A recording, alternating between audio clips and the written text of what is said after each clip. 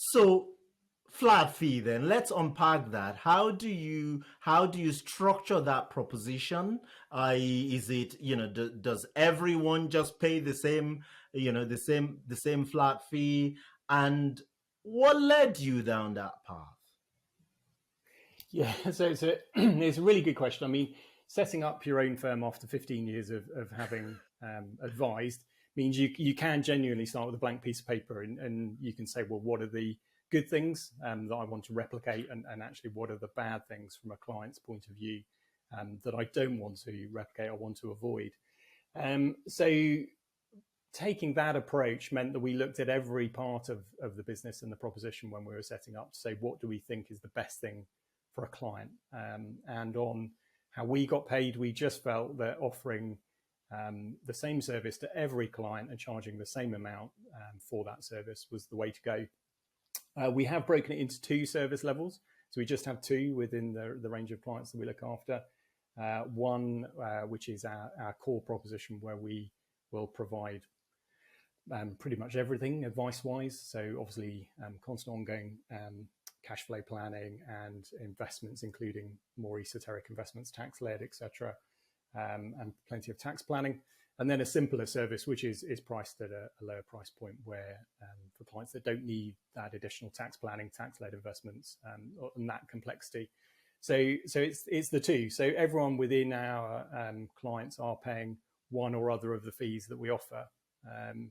The only difference we have service-wise is where we have clients who want their adult children to access advice, but the adult children can't necessarily afford it. Then our clients can pay a third fee effectively for us to advise their adult children. Hence why we've got, a third of our clients are actually adult children who ordinarily probably wouldn't come to us as clients without that family connection. And I have heard all these arguments against flat fee, the fact that you're taking risk, you know, by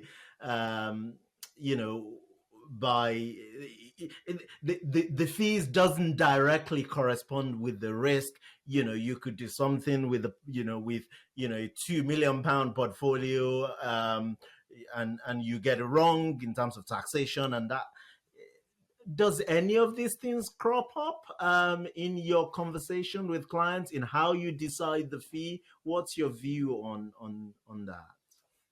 No, so I'll be honest. Look, most of my good friends are IFAs. That's how sad I am, and most of them operate on a percentage basis. So look, each do their own. But for me, I can't see the link between the work we do and the value of a client's portfolio. I can't see how that's fair for me personally.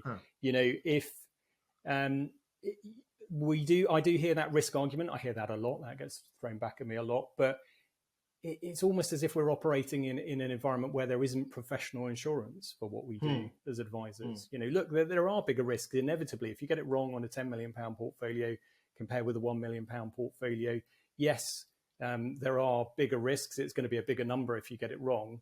But I guess there's 2 points about that. A, we're all insured, hopefully without large excesses. So you don't really have that. You certainly don't have 10 times the risk between those two clients. And B, why are we? That's a massively negative foot to start out on with a client, to say, well, look, you've done well. You've built up 10 times the wealth of this other client. I'm going to charge you 10 times as much because there's a chance I'm going to get this wrong. It's a really odd starting point, whereas surely we should be saying, well, look, what work do you need me to do? And to be perfectly honest with you, Abraham, some of the smaller clients, some of the clients with the £1 million portfolio will have much more complex needs. Maybe they're mid-career, maybe they've got all sorts of tax planning, constantly changing careers every couple of years. You've got to deal with employee benefits, protection. There's just a whole wealth of things going on for those clients. Whereas potentially, actually, for the £10 million client who's retired, maybe there's a lot less work to do, actually, for that kind of client. And therefore, really, it's about the work that needs to be done. So I'm afraid I don't buy the risk argument. I mean, I wouldn't. It's not what we do. It's not how we get paid. But I do think the percentage fees it's a historic anomaly, really. We control the money. We've always done it that way, and it's sort of the path of least resistance.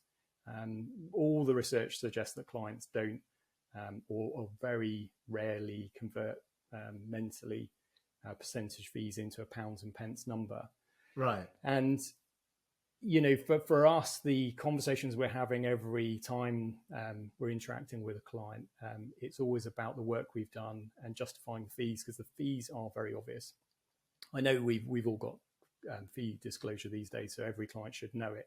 But I bet if you went through most clients and asked them, what are you paying for a percentage-based advisor, they wouldn't be able to tell you in pounds and pence, however good the fee disclosure is. So, yeah, so I'm afraid I have a bit of an issue with it. Now, hear me in that. I spent 15 years being a percentage-based advisor, so I am not squeaky clean on this at all. So my history would suggest otherwise, but we believe it's the right thing to do now. We get really good feedback from clients about it, although they do find it painful because we're always talking in pound costs rather than percentages. Right. That's really helpful. Thank you. And I like the humility that you approach this is heartwarming.